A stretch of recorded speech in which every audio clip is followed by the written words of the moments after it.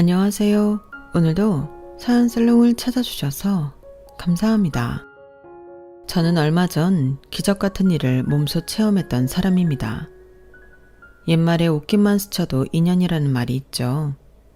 그만큼 누군가 만나는 일은 몇십억 분의 1이라는 아주 적은 확률로 일어나는 특별한 일이라는 뜻이잖아요. 그 중에서도 제가 미처 모르고 있던 저와 연관되어 있는 인연을 우연히 만나게 되는 건 기적이라고밖에 설명이 안 되는 것 같습니다. 한동안 힘든 나날들을 보내던 저는 이 기적을 통해 남은 인생을 의미 있게 살아갈 수 있게 되었어요.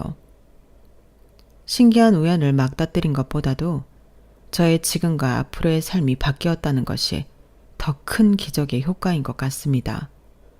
사설이 너무 길었네요. 거두절미하고 제가 겪었던 그 기적에 대해서 설명을 드릴게요. 저는 화목한 가정의 외동아들로 태어나 행복한 어린 시절을 보냈던 평범한 남자였어요. 저희 부모님은 외동인 저를 위해 강아지를 3마리나 입양하셨고, 저는 고등학교를 졸업할 때까지 새 반려견과 행복한 시간을 보냈죠. 강아지들과 보낸 시간은 학창시절의 저에겐 매우 행복한 기억들로 남았고, 저는 그런 시간들을 거치면서 자연스럽게 수의사를 꿈꾸게 되었던 것 같아요. 그 세 강아지가 차례대로 무지개 다리를 건넜을 때 저는 수의학과 대학에 들어가 반려동물들을 위한 공부를 시작했습니다. 대학을 다니고 군대를 다녀오는 동안 저는 공부에만 매진하며 살았죠. 당연히 연애도 해본 적도 없었고요. 하지만 그 이후 대학을 졸업한 뒤 취직한 첫 직장에서 아내를 만났습니다. 저의 첫 직장은 시각장애인을 위해 봉사하는 안내견이 다니는 학교였어요. 안내견 학교에는 항상 수의사가 있어야 했기 때문에 제가 상주 수의사로 들어간 것이었죠. 그리고 그곳에서 새 안내견 훈련을 받으러 오는 아내를 처음 봤을 때부터 저는 호감을 가지게 되었습니다. 아내는 차분했지만 늘 밝은 기운이 넘치는 사람이었거든요. 왠지 모르게 사람을 편안하게 해주는 분위기를 가진 사람이었고요. 시각장애인들을 위한 오디오북 녹음을 해주는 사람인 만큼 목소리가 좋았던 것도 그 분위기에 한몫했던 것 같네요. 그리고 아내는 안내견과 함께 훈련을 받는 게 처음부터 편하고 능숙한 것 같았어요. 보리랑 많이 친해지셨네요. 네, 보리가 워낙 명랑한 애라서 자꾸 더 애정이 가네요. 영특하기도 하고요. 저도 전에 만났던 친구는 처음엔 손발이 잘 안 맞았는데 그 친구는 작년에 무지개 다리를 건넜거든요. 아, 많이 보고 싶으시겠어요? 저도 그렇게 보낸 친구들이 있었어요. 어릴 때부터 같이 자란 친구들이었는데. 반려견을 여러 마리 키우셨어요? 네, 총 3마리였어요. 대단하시네요. 떠나보낼 땐 3배로 더 힘드셨겠지만 저는 아직도 가끔 꿈에 율무가 나오거든요. 저희는 반려견을 먼저 떠나보냈던 경험을 나누며 서로 공감도 위로도 하면서 처음 말을 트게 되었죠. 그 이후로도 여러 가지 이야기들을 했고요. 서로 친해지자 저는 용기를 내어 아내에게 식사를 제안했고, 다행히도 아내는 제안을 받아들여 주었죠. 그리고 아내에 대해 더 많은 이야기를 들을 수 있었어요. 아까 음식이 입에 맞으셨는지 모르겠네요. 여기 커피는 괜찮은 것 같은데. 정말 괜찮았어요. 저 고기 진짜 좋아하거든요. 여기 카페가 커피도 괜찮지만 케이크는 더 맛있어요. 케이크 많이 드세요. 아, 네, 지은 씨, 의외로 단 거 좋아하시는군요. 아까도 양념된 고기를 더 많이 드시고. 제가 할머니랑 둘이 사는데 둘이서 같이 이런 카페를 많이 돌아다니거든요. 어렸을 때는 너무 형편이 안 좋았어서 할머니랑 외식 한번 제대로 못했었는데, 다행히 제가 일찍 취직을 하고 돈을 벌게 되니까 이런 여유가 생겨서 좋네요. 다행이네요. 할머니도 지은 씨를 많이 대견해 하시겠어요. 할머니 입장에선 사실 크게 한시름 놓은 거죠. 제가 8살 때 시력을 잃은 뒤로 할머니는 자나깨나 제 걱정뿐이셨거든요. 다른 가족분들은 없으세요? 원래는 있었죠. 제가 8살 때 다 같이 일본 여행을 갔다가 큰 사고를 당했거든요. 엄마, 아빠, 언니랑 넷이 갔던 가족여행이었는데 저희가 타고 있던 관광버스가 빗길에 전복되고 말았거든요. 거기가 외진 곳이라 구조도 늦게 되었고 구조가 늦는 바람에 제가 그때 실억을 잃게 되었어요. 저희 가족들도요. 저희 부모님은 저랑 제 언니부터 챙기려다가 버스 밖으로 튕겨나가셨고 언니도 그날 실종되었어요. 저만 유일하게 구조돼서 한국으로 돌아올 수 있었죠. 외가 친척들은 연락도 안 되고 그날 이후로 할머니랑 저랑 둘이서만 살아온 거예요. 할머니가 저 때문에 고생 많이 하셨죠. 많이 힘드셨겠어요. 사춘기 때는 저도 제가 세상에서 제일 불쌍한 줄 알았는데 살다 보니 저보다도 훨씬 기구한 팔자를 가진 사람들이 많더라고요. 그래도 저는 저를 진심으로 사랑해 주시는 할머니도 있고 또 취직도 하고 잘 살고 있잖아요. 좋은 면만 보고 살아가다 보면 정말 한없이 좋은 일만 가득한 게 인생인 것 같아요. 그런 큰일을 겪고 형편도 좋지 않았는데도 아내는 얼굴에 구김살이나 그림자가 하나도 없는 사람이었습니다. 평범한 일상 속에서도 소소한 행복을 찾아내 즐길 줄 아는 사람이었죠. 게다가 본인보다 형편이 어려운 또 다른 시각장애인들을 위해 책을 읽어주는 직업을 선택했을 정도로 그릇이 큰 사람이기도 했고요. 심지어 매달 소정의 금액을 기부하는 천사 같은 사람이었죠. 저는 그런 아내에게 속수무책으로 빠져 먼저 고백했고 저희는 4년의 연애 끝에 결혼까지 하게 되었어요.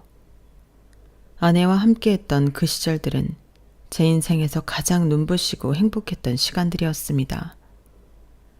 저희가 서로 너무 행복하다 보니 자연스럽게 아이를 가지고 싶다는 생각도 들었어요.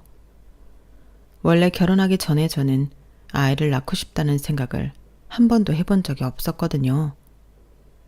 누군가 결혼할 상대를 만난다면 저처럼 딩크족이 되고 싶은 사람을 만나야겠다고 생각했을 정도로요. 하지만 정말 사랑하는 여자가 생기니 그 사람과 아이를 가지고 싶다는 생각이 들더라고요. 특히 아내가 정말 아이를 가지고 싶어 했어요. 어려서부터 행복한 가정을 이루는 게 꿈이었다면서요. 그리고 웬만하면 빨리 아이를 가지고 싶어 했는데 할머니가 편찮으셨기 때문이었습니다. 저희가 결혼하기 전 할머니는 자궁에 문제가 생겨 절제 수술을 받으셨거든요. 연세가 적지 않으셨기에 몸에 무리가 갔는지 할머니는 그 이후로 당뇨와 여러 합병증으로 고생을 많이 하셨어요. 아내는 그런 할머니가 떠나시기 전 손주를 보여드리고 싶다는 생각이었던 거죠. 너무 조급하게 생각하지 마. 우리 둘 다 20대고 젊은데 때 되면 다 잘 될 거야. 그래도 할머니 살아계실 때 첫 손주 안겨드리고 싶단 말이야. 그것 때문에 신경이 쓰이는 거지. 원래 스트레스 받으면 될 것도 잘 안 된대. 왜 옛날 어머니들 시댁살이 하면서 고생할 때는 아이 안 생기고 신혼집 차려놓으면 생기는 경우도 많았다고 하잖아. 성욱이네 와이프도 일 관두고 나서 아이 생겼대. 아는데 할머니 뵈러 갈 때마다 마음이 자꾸 급해져. 매번 갈 때마다 목소리가 점점 더 안 좋아지신단 말이야. 힘도 하나도 없으시고. 괜찮으실 거야. 너무 걱정하지 마. 제 위로의 아내는 마음을 다잡고 스트레스를 받지 않으려고 애썼고 저 역시 술, 담배 근처에도 가지 않으면서 운동을 매일같이 하는 등 열심히 노력을 했어요. 그런데 1년이 지나도 2년이 지나도 아이 소식은 들려오지 않더군요. 결국 할머니는 손주를 보지 못하신 채로 눈을 감으셨습니다. 할머니를 보내드리는 날 아내는 정말 많이 울었어요. 나한테 남은 가족은 우리 할머니뿐이었는데 우리 할머니 손주도 못 보고 가셔서 어떡해. 새로 생긴 가족들도 있잖아. 나도 있고 우리 보리도 있고. 할머니도 마음 편하게 가셨을 거야. 할머니가 보리도 예뻐하셨지. 참. 조금만 더 버텨주시지. 손주 생길 때까지만이라도. 할머니가 하늘나라 가셨다고 당신을 안 보실까? 다 잘 지켜보고 계실 거야. 항상 당신 생각뿐이셨잖아. 세상에 혼자 남겨진 기분이야. 미안해. 당신한테 할 말이 아닌데. 나한테 남은 유일한 친정 가족이 할머니였잖아. 아내는 장례식이 끝난 이후로도 오래도록 슬퍼했습니다. 안내견 보리도 저희 가족의 상황을 아는지 늘 아내 곁에서 아내를 위로해 주려고 했었어요. 애교도 부리고 예전처럼 사고도 치지 않고요. 저 역시 할머니를 많이 좋아했기 때문에 슬펐지만 아내의 기운을 북돋아주기 위해 오히려 밝은 태도를 유지하며 노력했어요. 주말마다 놀러도 가고 맛있는 음식도 해주며 애를 썼죠.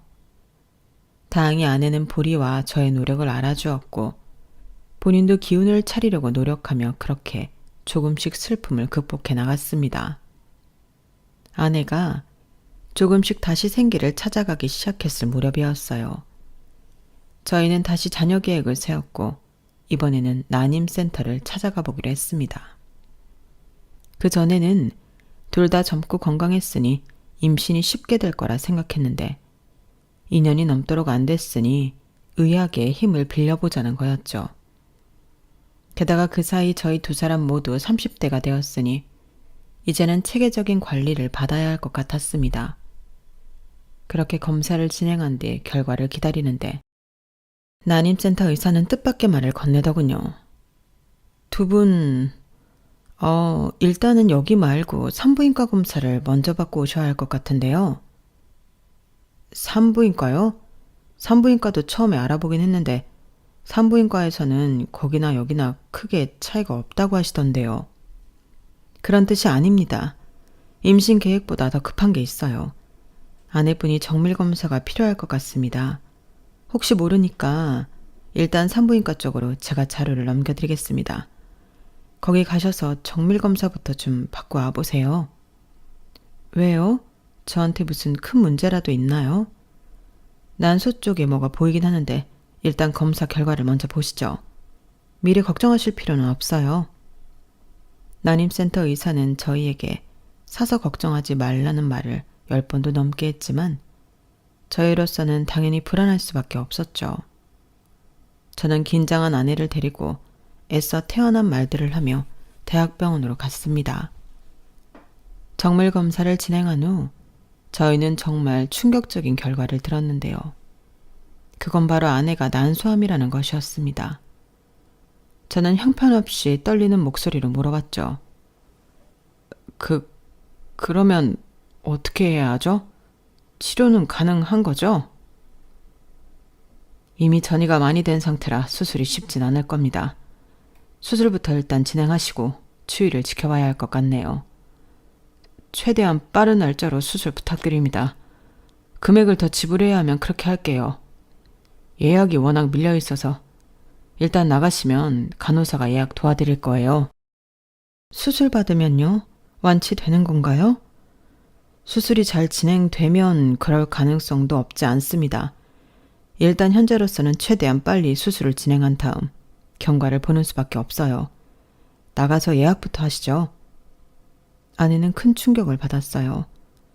저 역시 눈앞이 새하얘지는 것 같았지만 일단 기적을 믿어보는 수밖엔 도리가 없었죠. 저는 아내를 달래고 위로하며 수술 예약을 잡았어요. 최대한 빨리 수술 예약을 잡는다고 했지만 그럼에도 한 달이나 걸리더군요. 그 외에도 진행된 항암 치료들은 그렇게 밝았던 아내를 점점 어두운 사람으로 변화시켰습니다. 아내는 정말 고통스러워하며 치료를 받았고 그걸 지켜보는 저 역시 엄청난 고통이었어요. 오죽했으면 그렇게 명랑하던 보리마저도 한없이 얌전해지고 기운이 떨어지는 게 보일 정도였죠. 아내 앞에서는 최선을 다해서 긍정적인 태도를 유지하려고 했었지만 저 역시도 하루가 다르게 얼굴이 어두워지고 푸석해지는 걸 감출 수가 없었습니다. 주변 사람들이 하나같이 걱정 어린 위로를 건네더군요. 저희 부모님도 하루가 멀다 하고 안부 연락을 하셨는데 당시엔 그게 별로 힘이 되진 않았네요. 그래도 다행인 건 길고 길었던 그 시간이 다 끝난 뒤 아내의 수술이 성공적으로 잘 끝났다는 것이었어요. 아내의 치료가 끝나는 날 저희는 자녀 계획은 무기한으로 미뤄두고 곧바로 이사 계획을 짰습니다. 공기가 좋은 지방으로 내려가 아내의 건강관리에 최선을 다하기로 한 거였죠. 다행히 타이밍 좋게 제가 시골의 한 동물병원에 일자리를 구할 수 있었고 아내는 일을 관두었어요. 저희는 산골마을로 이사를 가서 몇 년 동안 살았는데요. 조금이라도 몸에 좋지 않은 성분이 들어간 음식은 쳐다도 보지 않고 거의 스님처럼 먹고 살았답니다. 해지면 잠들고 해 뜨면 일어나는 생활을 반복했고요. 사실 시골에 떠 살았던 그 고즈넉한 나날들이 생각보다 평화롭고 좋긴 했어요. 아내는 매일 보리와 2번의 산책을 하며 좋은 공기를 마시고 건강하게 지냈고 그래서인지 나날의 혈색도 좋아졌죠. 그리고 아내는 시간이 남을 때마다 어린이들을 위한 동화를 쓰곤 했어요. 아내는 옛날부터 늘 동화 작가가 되고 싶다고 말하곤 했거든요. 굳이 아이가 없더라도 저와 아내 그리고 보리와 함께하는 생활은 즐겁기만 했습니다. 저는 그렇게 둘이 평생을 살아도 정말 괜찮을 거라고 생각했어요. 하지만 그 평화로운 나날들도 4년을 넘기지 못하고 깨지고 말았어요. 아내의 암이 재발했기 때문이었죠. 저는 하늘이 무너지는 것 같았습니다. 그전에는 억지로라도 의연함을 유지하려 했지만 이때는 모든 의지가 와르르 무너지고 말았죠. 그렇게 모든 걸 조심하고 노력했는데 대체 뭐가 문제였던 건지 아무리 곱씹어도 알 수 없었고 저는 급속도로 피폐해져만 갔습니다. 그런데 오히려 그런 저를 이번에는 아내가 위로하더군요. 당신 안 자고 여기서 뭐해? 날도 추운데. 당신 먼저 자고 있지 왜? 나는 그냥 잠이 안 와서. 아픈 건 나인데 당신이 무너지면 어떡해. 내가 없으면 당신이 보리도 챙겨주고 당신 스스로도 챙겨줘야지. 내가 뭘 잘못한 건지 모르겠어. 그렇게 조심했는데 혹시 그동안 내가 뭐 잘못한 거 있었어? 내가 당신 너무 무리시킨 게 있었나?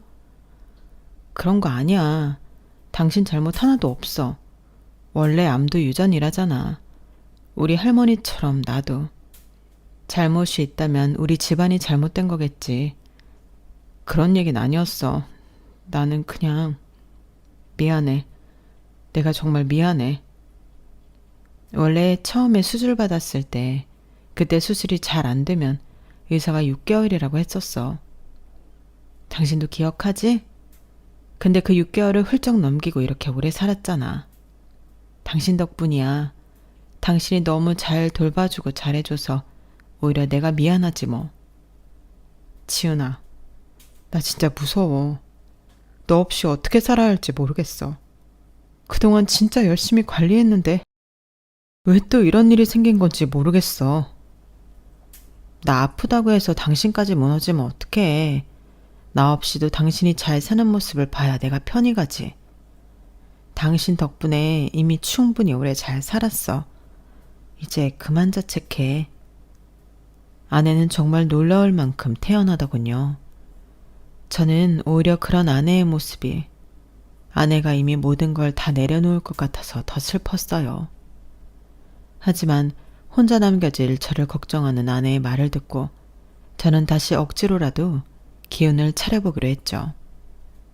혼자 먼 길을 떠날 아내를 위해서라도 그런 모습을 보여줘야만 했어요. 병원에서는 가망이 없다고 하고 아내는 고통스러운 항암 치료를 또 받고 싶지 않다고 하니 저희는 차라리 남은 시간을 슬퍼만 하지 말고 좋은 풍경을 많이 보러 다니기로 했어요. 실제로 캠핑카를 빌려 약 3개월 정도 긴 여행을 떠나기도 했죠. 억지로라도 밝은 척을 하고 웃으려고 하다 보니 정말로 몇몇 순간들은 아내가 아프다는 사실이 잊혀질 만큼 행복하기도 했습니다. 아내는 여행을 마친 후 2달 만에 재발 검진을 받은 지 6개월 만에 세상을 떠났어요.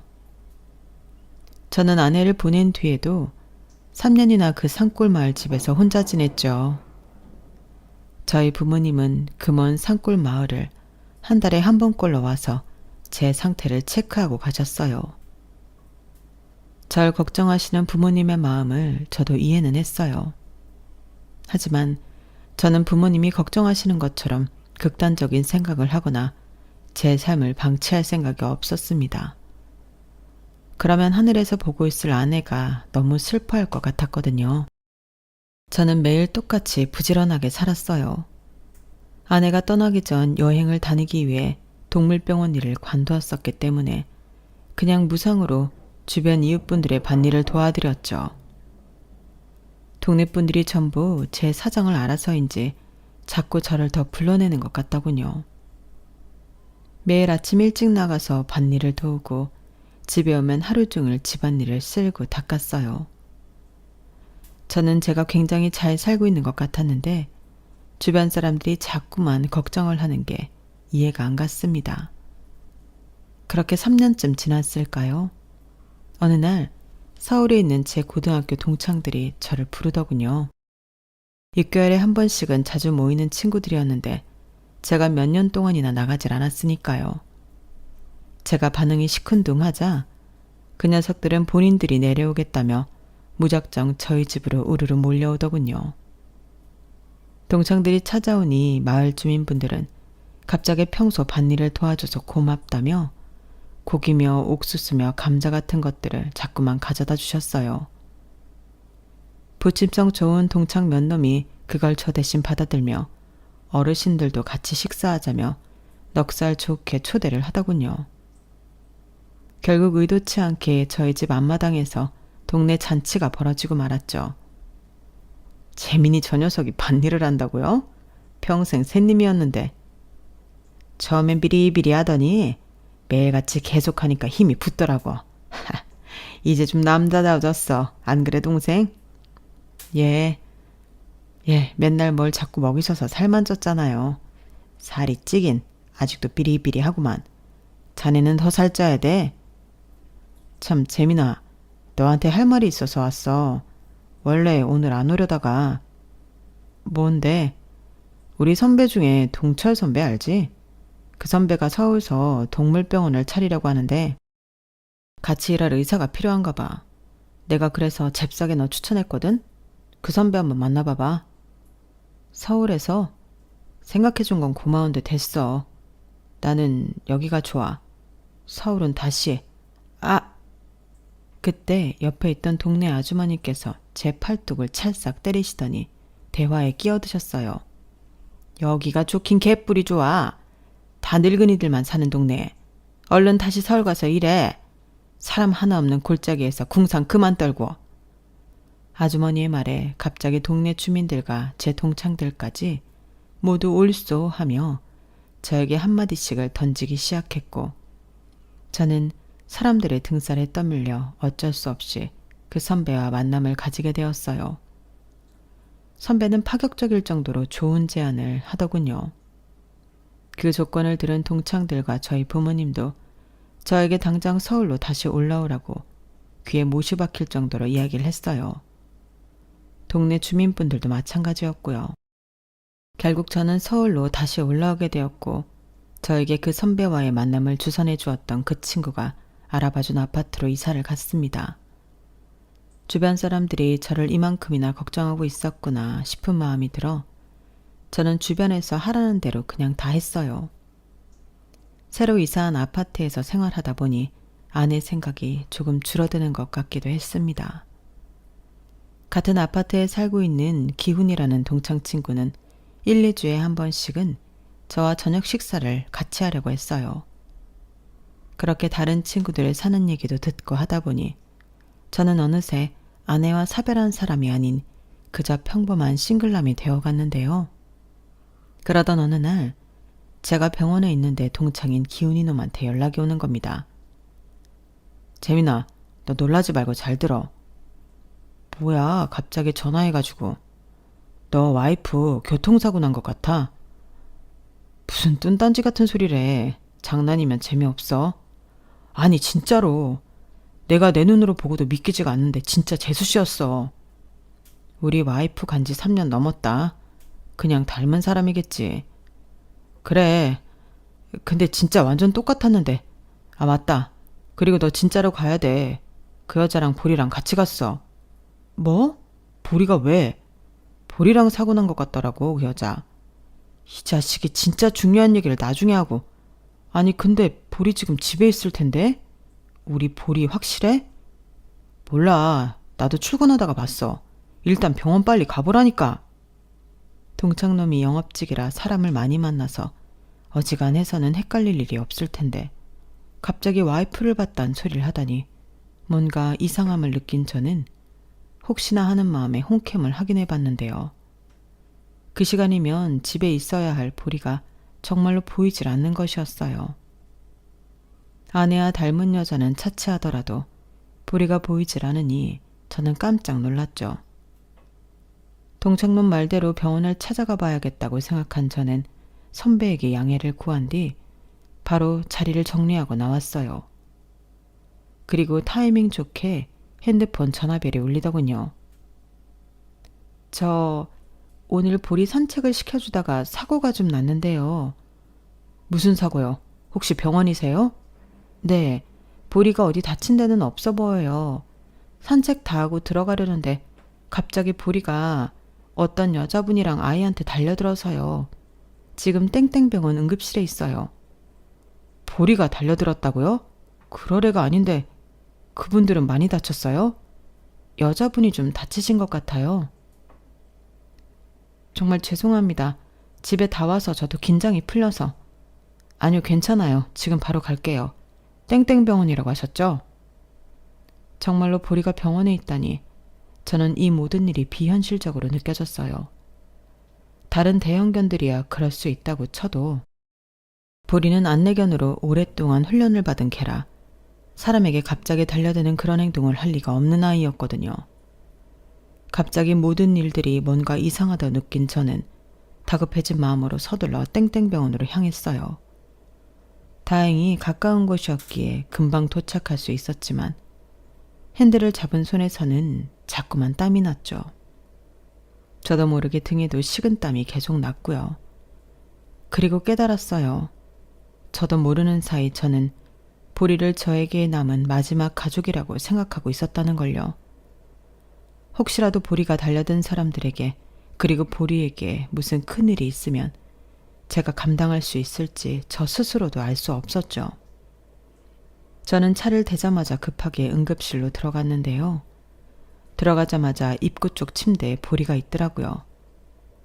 저도 모르게 보리야 하고 소리치고 다가가려는 순간 저는 온몸이 얼어붙는 것 같았습니다. 저는 제가 그 순간 꿈을 꾸는 줄만 알았어요.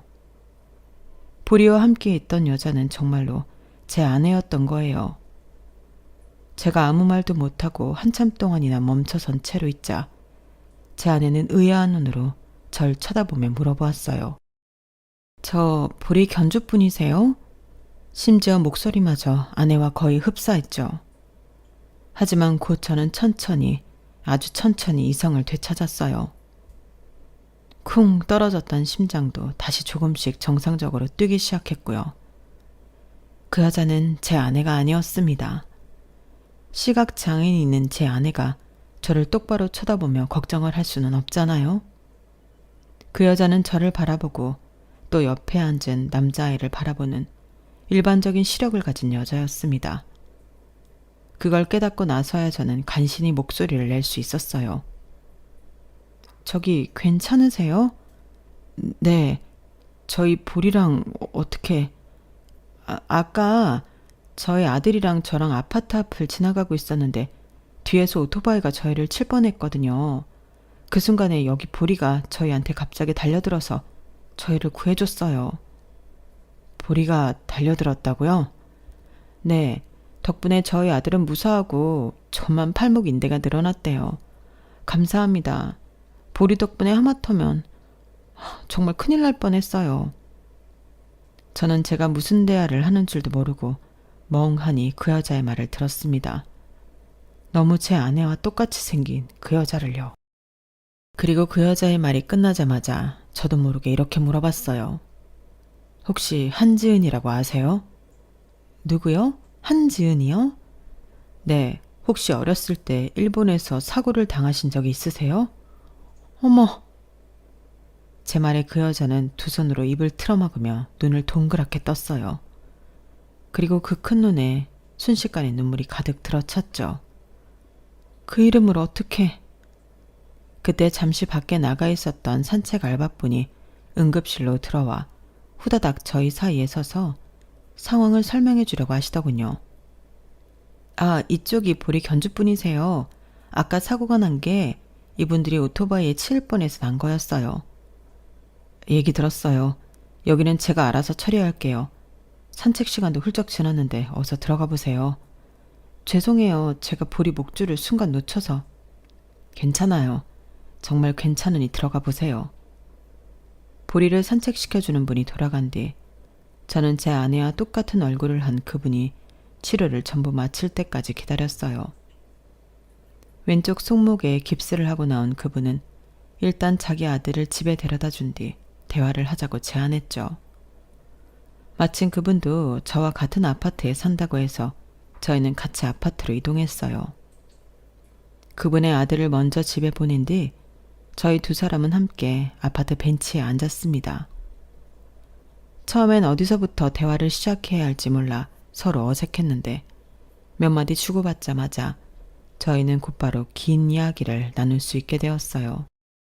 아까는 제가 너무 깜짝 놀라서 언니가 있었다는 얘긴 여러 번 했는데 쌍둥이였단 말은 한 번도 안 했었거든요. 아까 제가 너무 갑자기 물어봐서 당황스러우셨죠? 아니에요. 지은이는 제 쌍둥이 동생인데 혹시 지은이랑 무슨 관계세요? 지은이는 잘 지내고 있나요? 제 아내였어요. 어렸을 때 그 버스 사고 이후로 부모님은 돌아가시고 아내는 시각장애인이 되었죠. 그 사고 이후 한국으로 넘어와 할머니와 함께 살다가 3년 전에 암으로 세상을 떠났어요. 할머니도 8년 전에 돌아가셨고요. 안 좋은 소식을 전해드려서 마음이 좋지 않네요. 보리는 아내의 안내견이었어요. 아마 아내와 똑같이 생긴 분이 위험에 처하니까 본능적으로 몸을 날린 것 같네요. 아, 보리는 어때요? 어디 다친 곳은 없는지. 보리도 병원에 가봐야 할 것 같은데. 아까 차에서 살펴봤어요. 제가 수의사거든요. 놀라긴 한 것 같지만 괜찮아요. 꼬리 쪽에 타박상이 있는 것 같아서 이따 병원에 잠시 들르라고요. 큰 부상은 아닙니다. 그런데 아내 말로는 언니가 실종되었다고 하던데 그때 어떻게 되신 건지 여쭤봐도 될까요? 저도 잘 모르겠어요. 절 구해주신 분들은 그 근처 작은 마을에 사시는 노부부셨는데 그분들은 절 강가에서 발견했다고 하셨거든요.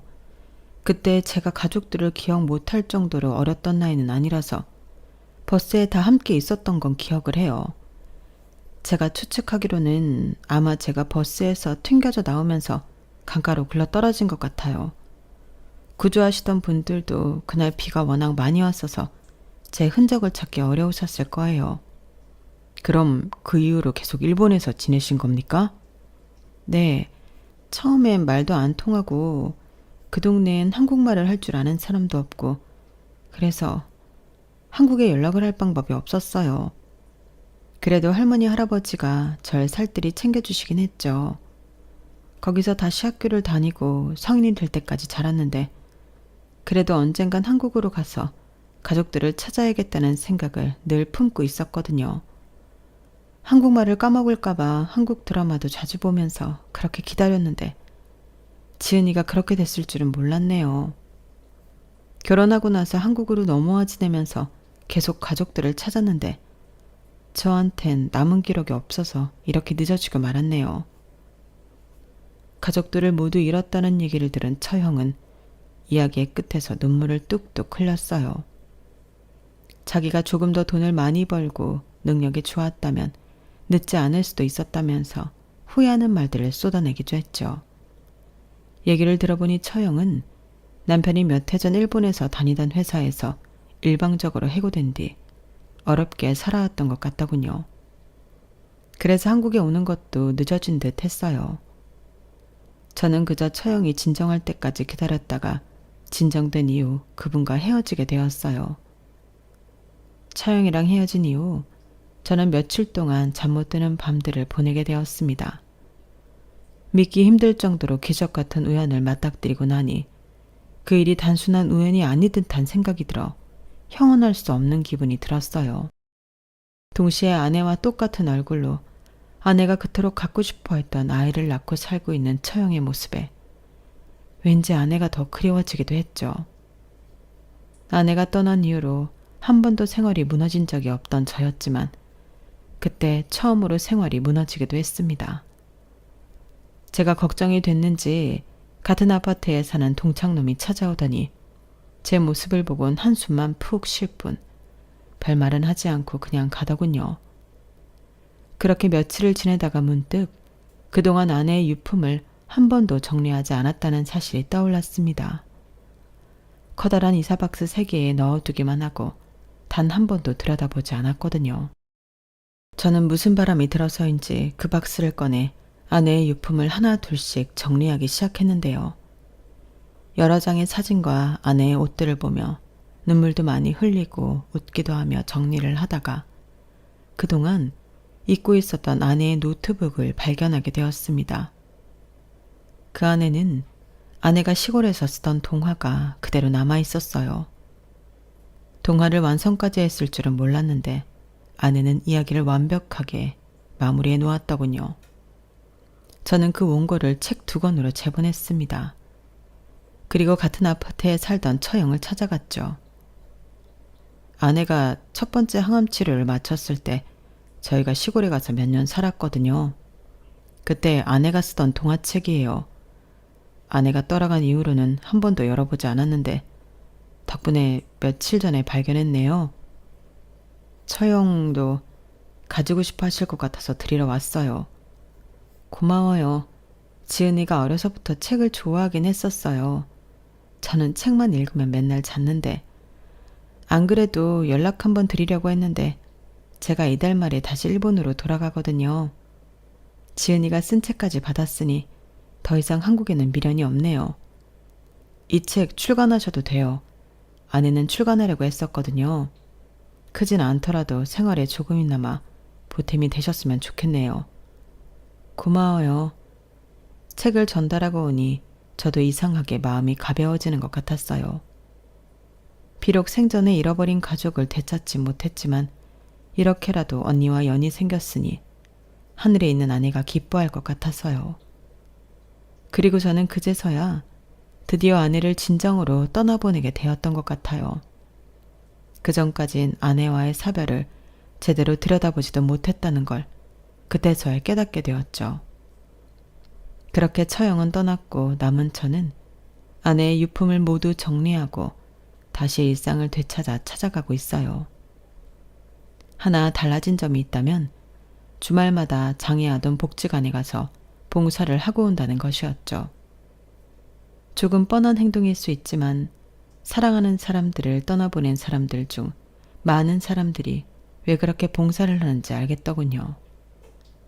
아내와 비슷한 어려움을 겪는 아이들에게 도움을 주는 일이 보람차기도 하면서 제 개인적인 슬픔도 잘 극복하게 되었거든요.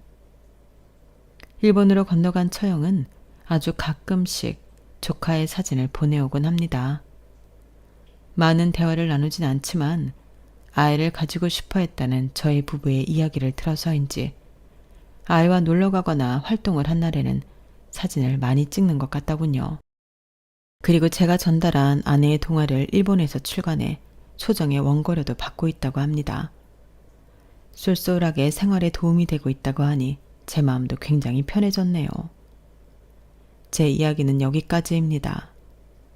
가족을 잃은 슬픔이라는 게 남의 일일 때는 흔하게 보고 듣는 일이지만 본인에게 닥쳤을 때는 가장 쓰라린 아픔이 되는 거잖아요. 저희 가족도 그랬고 아마 제 이야기를 들어주신 분들 중 많은 분들도 그러리라 생각합니다. 그런 분들께 제 이야기가 조금이나마 위로가 되었길 바라며 이야기 마치겠습니다. 감사합니다. 여러분, 사연 댓글에 응원과 현명한 조언 부탁드려요. 좋아요와 구독은 저에게 큰 힘이 됩니다. 오늘도 좋은 일 가득하세요.